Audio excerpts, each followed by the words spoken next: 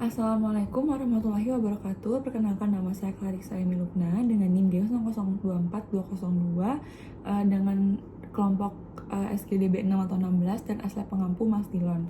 Sekarang saya akan melakukan laporan praktikum anatomi 2.1. Jadi langsung aja masuk ke nomor 1, yaitu jelaskan secara runtut mekanisme ereksi dan ejakulasi.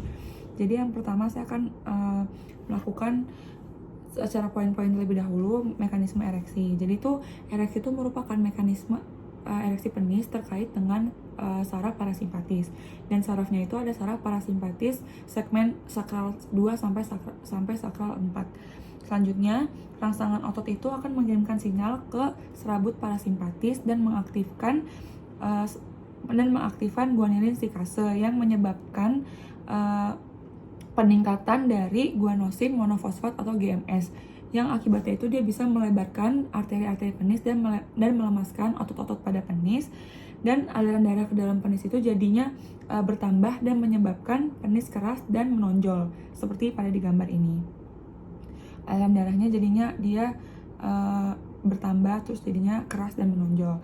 Selanjutnya itu ada lubrikasi. Lubrikasi itu dia juga masih parasimpatis dan dia itu mengaktifkan kelenjar bulbo-uretralis untuk menghasilkan cairan pelumas. Selanjutnya itu ada emisi. Emisi itu ketika ada rangsangan saraf simpatis, terus responnya itu vas deferensnya itu berkontraksi. Nah, nanti spermanya tuh bakalan masuk ke uretra, terus dia akan ngeluarin cairan yang bergabung ke sama sperma, terus berbentuk semen, baru nanti dia masuk ke mekanisme ejakulasi. Nah, di mekanisme ejakulasi ini dia tuh terkait sama saraf simpatis lumbal 1 sampai lumbal 3. Nanti uretranya itu bakalan penuh sama semen, terus dia mengirim sinyal ke otak merangsang kontraksi simpatis termasuk otot ischiocavernosus sama bulbocavernosus yang menyebabkan tekanan dan keluarnya si semen dari ostium urethrae externum.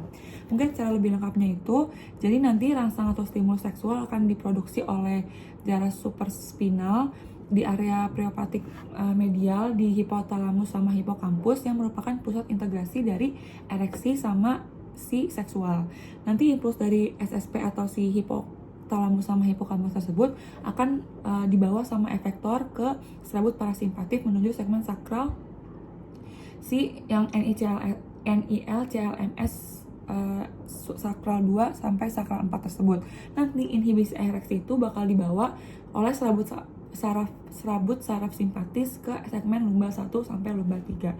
Nah, baru masuk ke mekanisme ejakulasi yang dibagi menjadi dua ini, ada emisi sama ejakulasi. Nanti emisi tersebut itu adalah masuknya si cairan ke dalam uretra, si semen ke dalam uretra. Sedangkan kalau misalnya ejakulasi, keluarnya si semen dari ostium urethrae externum.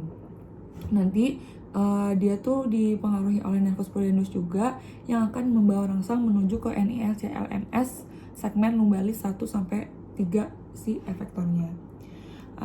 Mungkin ini gambarnya, ini pada saat ereksi. Jadi nanti dia akan ngeluarin segmen semen cairannya dari ostium urethrae externum. Oke, kita langsung lanjut aja ke nomor 2, yaitu jelaskan secara runtut anatomi dari organ feminina eksterna. Jadi organ feminina eksterna ini dia dibagi menjadi, yang pertama itu ada mons pubis. Mons pubis itu merupakan area kulit yang menonjol dan menutupi simpis osis pubis, dan ditutupinya itu sama pubes atau rambut pubis. Selanjutnya ada glans clitoris atau klitoris. Ini dia merupakan organ erektil yang homolog dengan glans penis pria. Selanjutnya ada labia mayora atau labia majus. Itu merupakan bagian yang pelipatan kulit yang menonjol dan membentang dari ke arah cauda-dorsal dari mons pubi, dan dia tuh homolog sama skrotum pria. Terus dia ke arah anterior sama posterior itu labia mayora di dexter et sinister, dia akan bertemu ini di ke anterior posterior dan membentuk yang namanya commissura labiorum anterior sama posterior. Ini commissura labiorumnya, ini lubang di atas sama di bawah. Selanjutnya ada labia minora. Labia minora tuh dia di dalamnya lagi. Jadi labia minora itu merupakan pelipatan kulit yang tidak mengandung lemak dan tidak mengandung kulit yang tidak berambut. Terus dia itu berada di antara labia mayora. Terus dia juga menutupi OUE atau ostium uretral externum sama orificium vaginae. Nanti dia akan saling bertemu membentuk yang namanya frenulum labiorum pudendi atau faucete. Nanti dia akan membagi menjadi dua, labium manis akan membagi menjadi dua. Dia akan membentuk dia akan membagi menjadi dua, namanya itu di lapisan atas sama lapisan bawah. Lapisan atasnya itu dia akan berjalan di atas klitoris dan dia akan membentuk, ini kan klitoris, dia akan berjalan di atas klitoris, namanya itu preputium clitoridis. Sedangkan yang di frenulum yang di bawahnya itu, di bawah klitoris, di lapisan bawah, dia berjalan di bawah klitoris membentuk yang namanya frenulum clitoridis. Selanjutnya ada vestibulum vaginae. Vestibulum vaginae itu merupakan ruangan yang dikelilingi oleh labium manus dan dia itu nanti akan menjadi muara dari ostium uretrae, terus muara dari ostium vaginal sama ductus glandula vestibularis mayor. Selanjutnya itu yang terakhir nih, glandula vestibularis mayor. Itu ada glandula vestibularis mayor atau glandula Bartholin. Dia tuh homolog sama glandula bulbouretralis pada pria, dan setiap glandula mempunyai ductus yang akan bermuara tepat di sebelah lateralnya. Mungkin itu aja. Oke, kita langsung lanjut lagi ke nomor yang 3. Mohon maaf mas, tadi ada pemberhentian dalam pembuatan videonya. Kita langsung lanjut ke nomor 3, yaitu jelaskan anatomi dari ren beserta vaskularisasi dan inervasinya. Jadi yang pertama, ren itu merupakan organ yang retroperitoneal atau dia hanya nggak seluruhnya tuh dilapisin sama si peritoneum. Nah, terus dia itu punya yang namanya dia punya glandula adrenal di bagian polus superiornya. Terus letak anatomisnya itu yang di ren sinistra superiornya terletak di vertebrae thorax 12 dan yang di inferiornya vertebrae lumbal 3.